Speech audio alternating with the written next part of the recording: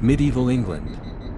A dangerous place where violence and death is commonplace. Most of the population live in poverty, oftentimes close to starvation. The laws are harsh and executions commonplace. This land is gripped by bubonic plague. Death is in the air. Bodies are everywhere.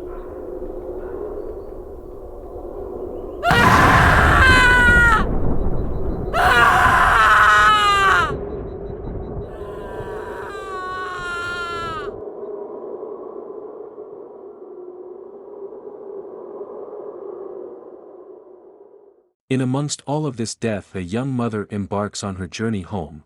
After a day of work cleaning and toiling in her landlord's estate, she can barely walk.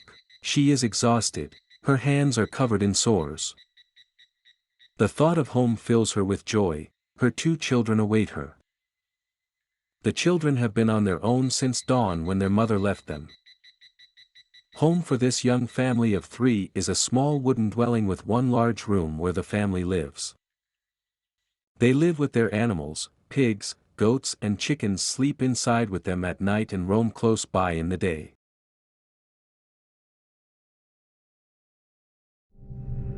She walks in the darkness through the forest. The noises around her unnerve her, but she is focused on getting back to the relative warmth of home, and of course her children.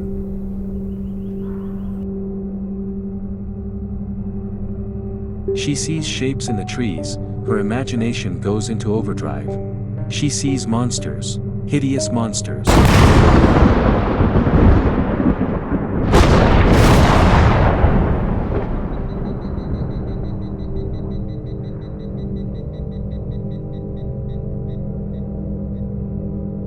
She hurries on, tripping on some tree roots. It feels like something has grabbed her foot.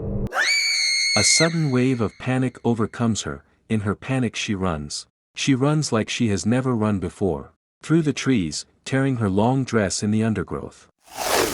But this doesn't stop her. She won't rest until she gets to her children.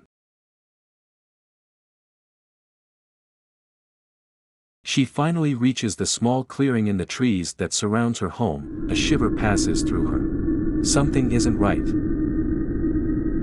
She gets to the door and hastily gets inside, slamming it shut behind her. She turns expecting to see the children waiting for her. She feels a chill. The house is cold, very cold. She scans the large room in front of her, trying to adjust her eyes to the darkness. As everything becomes clear, she sees no children. She calls their names, but there is no answer, just silence. She opens the door and steps outside. Her fear has turned into a feeling of desperation as she runs around the outside of the house, shouting their names.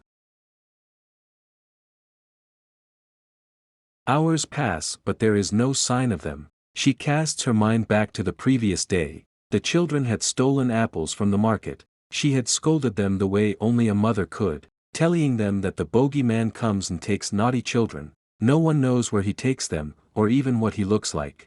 Only that something horrible awaits them. Is this coincidence, she thought? She, like most people of this time, is very superstitious and readily believes in the ancient stories passed down from one generation to the next since the beginning of time.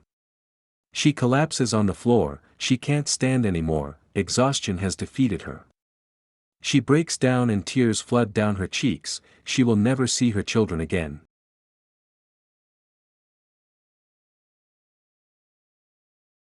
This is a typical Bogeyman story passed down through the ages, where children are warned that the Bogeyman will get them if they behave badly. The first mention of the Bogeyman seems to come from 15th century England, where hobgoblins tormenting and playing pranks on people are referenced, but they can be much more terrifying than this. The term bogey is another name for the devil and may come from the Middle English word bog or bug, which means terror or scarecrow.